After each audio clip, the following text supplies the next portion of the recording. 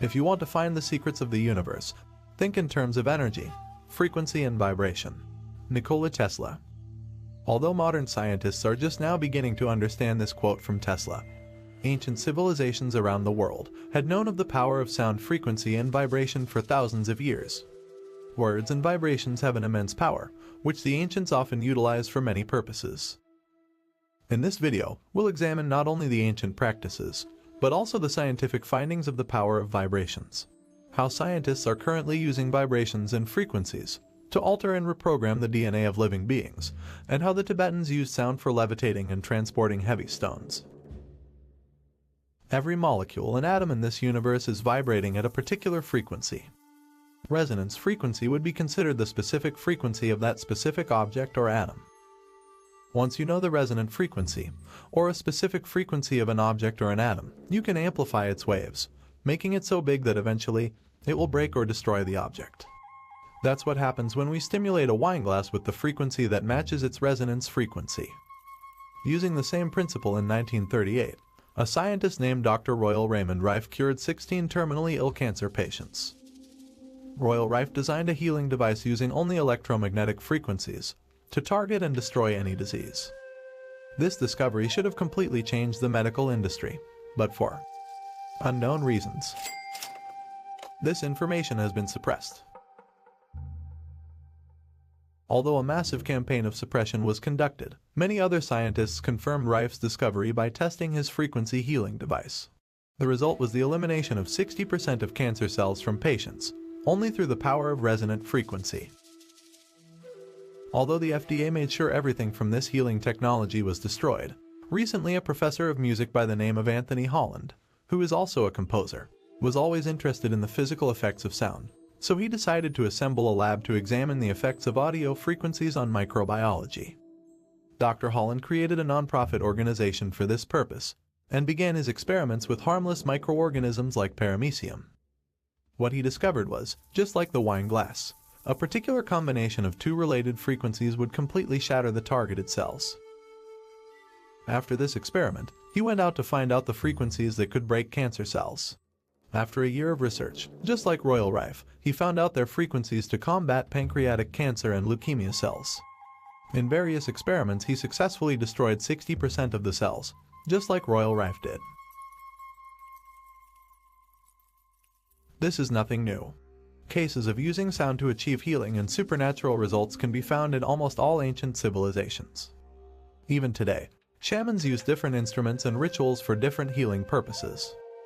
In a shamanic healer's toolkit, the most used and essential healing agent is the Icaros, a sacred song sung by the doctor to the patient, to stimulate the natural well-being and health of the patient.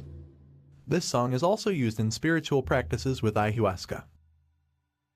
There was much electromagnetic power in the specific instruments and sound-based rituals performed by ancient civilizations. They're not some voodoo tricks. They are pure science, used by the ancients. Besides the applications of this knowledge for healing, there was also evidence of how the ancients used sound, vibrations and frequencies to carve and levitate heavy stones and objects and use them to build megalithic structures. It's believed the Egyptians had a device that could be tuned to a specific frequency, and with it, they were able to cut massive stones, just as if they were cutting butter.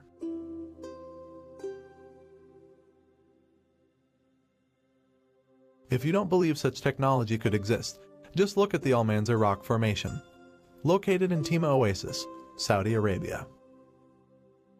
Or the Pumapunka complex, with dozens of stones, all cut with laser-like precision. In 1939, a Swedish doctor named Dr. Jarl was brought to a Tibetan monastery to treat a High Lama. He stayed a long time at the monastery and became a close friend of the Tibetans. Dr. Jarl stayed there for some time, and because of his friendship with the Tibetans, he learned a lot of things that other foreigners had no chance to hear about or observe. One day his friend took him to a place in the neighborhood of the monastery and showed him a sloping meadow, which was surrounded in the northwest by high cliffs. In one of the rock walls, at a height of about 250 meters, was a big hole which looked like the entrance to a cave. In front of this hole, there was a platform on which the monks were building a rock wall. The only access to this platform was from the top of the cliff, and the monks lowered themselves down with the help of ropes. In the middle of the meadow, about 250 meters from the cliff, was a polished slab of rock with a bowl-like cavity in the center. The bowl had a diameter of 1 meter and a depth of 15 centimeters. A block of stone was maneuvered into this cavity by yak oxen. The block was 1 meter wide and 1.5 meters long. Then 19 musical instruments were set in an arc of 90 degrees, at a distance of 63 meters from the stone slab. The radius of 63 meters was measured out accurately. The musical instruments consisted of 13 drums and 6 trumpets, ragdans. 8 drums had a cross-section of 1 meter and a length of 1.5 meters. 4 drums were medium-sized with a cross-section of 0.7 meters and a length of 1 meter. The only small drum had a cross-section of 0.2 meters and a length of 0.3 meters. All the trumpets were the same size. They had a length of 3.12 meters and an opening of 0.3 meters. The big drums and all the trumpets were fixed on mounts, which could be adjusted with staffs in the direction of the slab of stone. The big drums were made of 1 millimeter thick sheet iron and had a weight of 150 kilograms. They were built in 5 sections.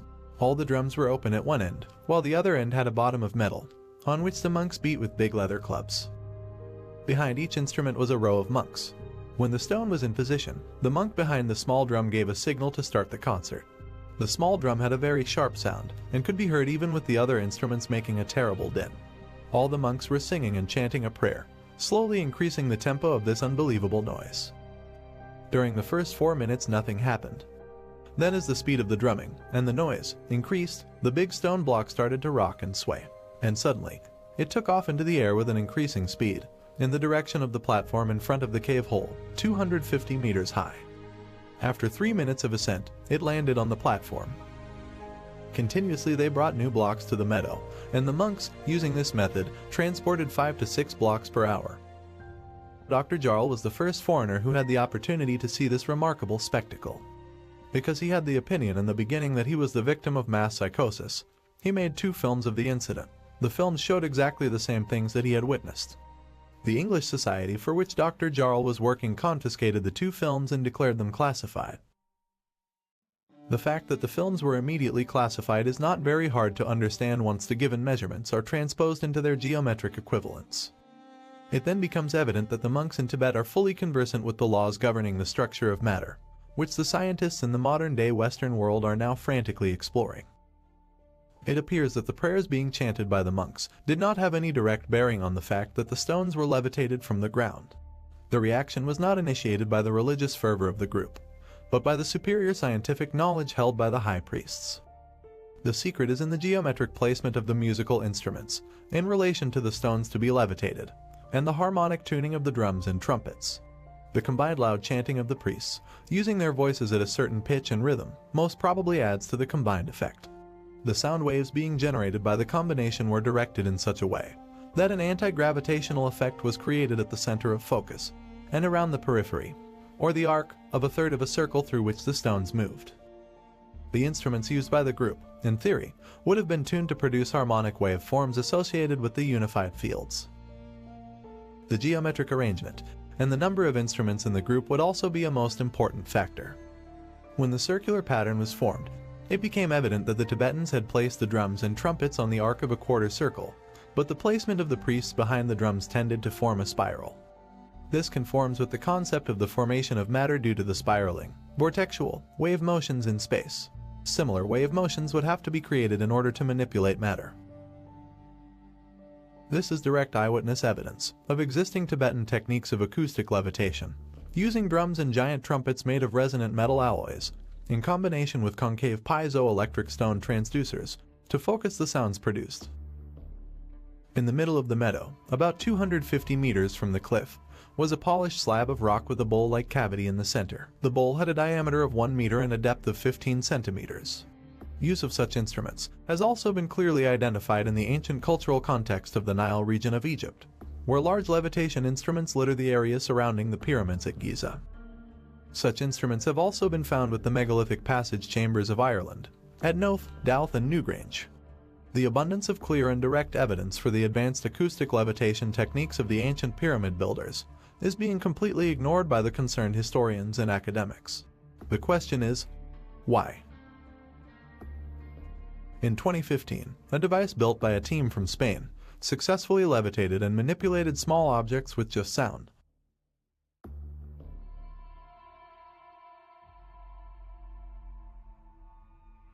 And here's an interesting old video of an acoustic levitation device by Dr. David Deek. One other recent discovery made by scientists was how sound frequencies and vibrations have the power to program, or reprogram, our DNA. In 2011, the Russian biophysicist Peter Gurdjieff conducted several experiments modifying DNA using only sound and light frequencies. The experiment was outstanding. He and his team successfully transformed frog embryos to salamander embryos simply by transmitting the DNA information patterns through frequency alone. In today's science, there is a term called junk DNA, which basically tells us that 97% of our DNA is useless and has absolutely no purpose. But could nature be so inefficient? I don't think so. This so-called junk DNA could be the key to unlocking our full potential and activating not only self-healing, but many other abilities that are considered supernatural.